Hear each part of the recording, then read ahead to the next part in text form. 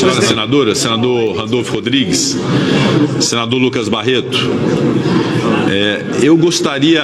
senador Rogério Marinho, senador Irã, eu gostaria de fazer um breve comunicado ao plenário do Senado sobre a questão relativa ao piso nacional da enfermagem, que foi uma opção política estabelecida pelo Congresso Nacional num projeto de iniciativa e de origem do Senado Federal, da lavra do senador Fabiano Contarato, aprovado no Senado, aprovado na Câmara dos Deputados, sancionado pelo presidente da República. Depois, votamos duas propostas de emenda à Constituição, uma primeira importante para sanar vícios de constitucionalidade em relação ao projeto, e depois para poder se garantir o recurso necessário para a aplicação do piso nacional da enfermagem. A opção política do Congresso Nacional se deu, e todos sabem disso, e acompanharam e votaram, e foi uma votação, salvo melhor juízo, em relação a quase todas as propostas, unânime. Foi uma opção de elevar essa categoria, do seu ponto de vista social, profissional, em função de tudo que nós vivemos no Brasil recente com a pandemia. Foi uma opção política, certa ou errada, foi uma opção política desta casa de maneira soberana. Eu reputo certa a decisão de estabelecer justiça a esses profissionais da enfermagem, sobretudo em função do pior momento que o Brasil viveu, que foi a pandemia. Esta opção política é fundamental que seja respeitada. Há no âmbito do Supremo Tribunal Federal o questionamento em relação a esse tema. E é inusitado que depois de um projeto, uma proposta de emenda à Constituição, submetida ao crivo de comissões, de debates, de votação de plenário, tanto no Senado quanto na Câmara, uma decisão de um juiz, que é o ministro do Supremo Tribunal Federal, suspenda a eficácia da lei. E é inusitado também que se queira inovar com instrumentos, com mecanismos, com dispositivos que não foram contemplados na concepção feita pelo Congresso Nacional. Evidentemente que eu não retiro a capacidade e o poder-dever do Poder Judiciário de decidir casos concretos que são a ele levados, e é bom que se diga também que o Supremo Tribunal Federal age por provocação, e nisso nós temos que fazer a meia-culpa, nós da política, porque de quando em vez levamos ao Supremo Tribunal Federal questões que nós devíamos tratar, dirimir e resolver no âmbito da política e no âmbito do Congresso Nacional. Mas, de fato, uma lei concebida no Congresso Nacional, da forma como foi o piso nacional da enfermagem, não é razoável que se possa ser revista no âmbito do Poder Judiciário, especialmente quando se tenha exercido todos os desdobramentos possíveis no âmbito do Legislativo, do Executivo, portanto, da política, a quem deve-se a obrigação de cuidar disso, para poder garantir o piso nacional da enfermagem na União, nos estados, nos municípios, nos hospitais filantrópicos, nos hospitais privados. Portanto, eu quero comunicar ao plenário que a Advocacia Geral do Senado, por provocação da presidência, está a elaborar uma peça recursal de embargos de declaração no primeiro momento, em função da decisão tomada pelo Supremo Tribunal Federal, que tem, obviamente, o cumprimento de um papel jurídico que cabe à Advocacia do Senado, por provocação da presidência do Senado, fazê-lo, mas também uma afirmação de cunho político de que as decisões tomadas pelo Congresso Nacional precisam ser respeitadas, porque elas decorrem de uma opção política por aqueles que foram eleitos pelo voto popular. Segundo ponto que eu gostaria de tratar, a partir das provocações aqui feitas, e especialmente o senador Rogério Marinho, o senador Márcio Bittar, senador Marcos Rogério, senador Eduardo Girão, senador Magno Malta, ontem o senador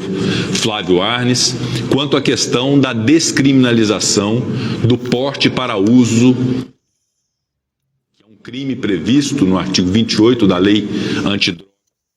do Brasil. Eu externei minha posição ontem, não vou repetir todo o raciocínio que fiz em relação a esse tema, mas, de fato, houve, a partir da concepção de uma lei antidroga,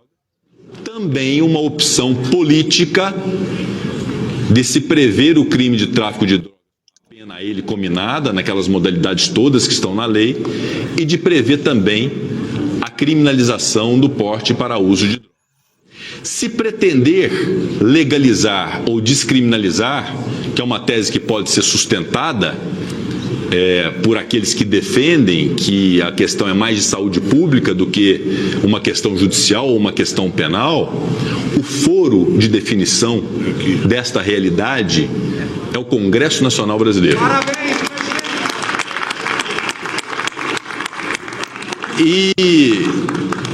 de fato, eu soube agora da suspensão do julgamento pelo Supremo Tribunal Federal, já com 4 votos de ministros do Supremo em relação a essa descriminalização, mas o fato é que o grande questionamento em termos práticos quanto a isso é de que esta decisão judicial, num caso concreto de recurso extraordinário, que tem um efeito geral para toda a sociedade brasileira, indaga-se, ao se permitir ou ao se legalizar o porte de drogas para uso pessoal, de quem se irá comprar a droga? De um traficante que pratica um crime gravíssimo equiparado a hediondo. E isso acaba gerando uma perplexidade enorme, porque, diferentemente de outros países que se programaram para essa legalização e o fizeram com discussão política, através de lei, permitindo, então, uma cadeia de fornecimento, especialmente, como é o caso do Uruguai, como é o caso da Espanha, há uma organização e um programa de saúde pública que compreende, primeiro, a premissa fundamental de que isso pode ser ruim para a saúde, especialmente de jovens. E, em sendo, é preciso que haja, obviamente, um controle desse uso, como há um controle de medicamentos, por exemplo. Portanto, eu considero que uma decisão num caso concreto de descriminalização de um tipo penal criado a partir de uma discussão no Congresso Nacional que elaborou uma lei, amíngua e sem a criação de um programa de saúde pública governamental a partir da discussão no Congresso Nacional,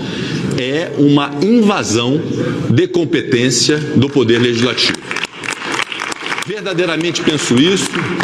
externo, como já externei e continuarei externando aos próprios ministros do Supremo Tribunal Federal esse posicionamento, para que haja, por parte do Judiciário brasileiro, estamos aqui a votar inúmeros membros do CNMP, inclusive oriundos do Judiciário,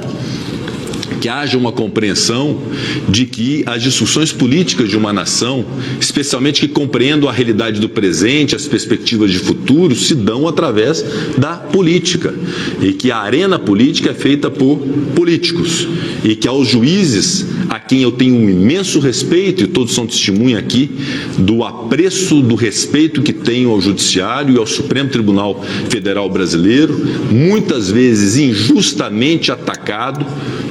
por diversos segmentos, inclusive do Congresso Nacional, e digo injustamente, porque diversas vezes o Supremo Tribunal Federal cumpriu o seu dever de cumprimento e de guardião da Constituição Federal, mas não posso deixar de apontar aquilo que reputo um equívoco grave,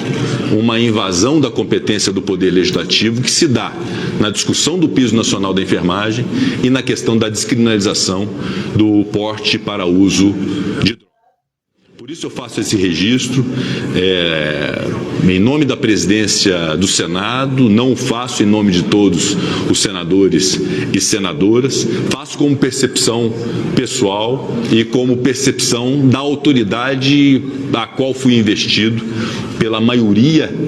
por 2 vezes, pela maioria do Senado Federal. Também não quero aqui admitir que qualquer parlamentar possa criticar até é possível, não há problema algum, mas aviltar a imagem e o papel desta Casa Legislativa.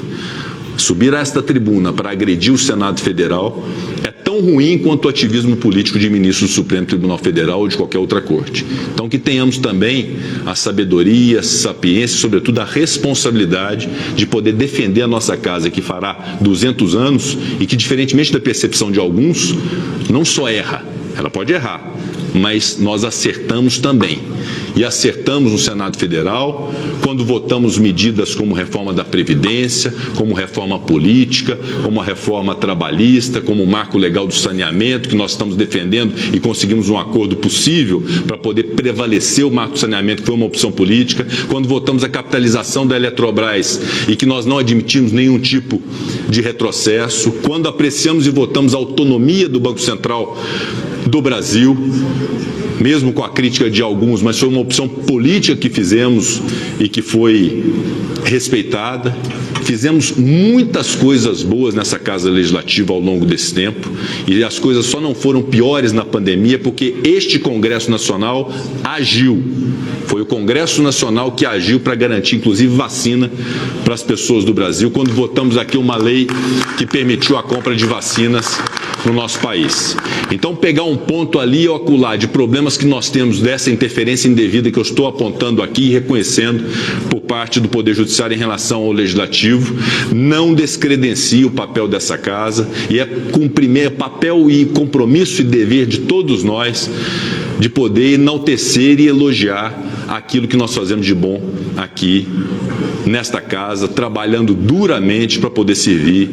ao país. Por isso eu faço esse registro, eu acho que é importante fazê-lo para que possamos manter aquilo que nós estamos considerando como mais valioso nesse momento da nação, que é o equilíbrio, que é a parcimônia, que é a moderação, que já tem se refletido em bons números na economia, mas para isso é muito importante que todos os seus poderes, seus respectivos membros e seus respectivos chefes de poder tenham a compreensão de que esta é uma construção coletiva para a qual todos têm que colaborar. E a melhor forma de colaboração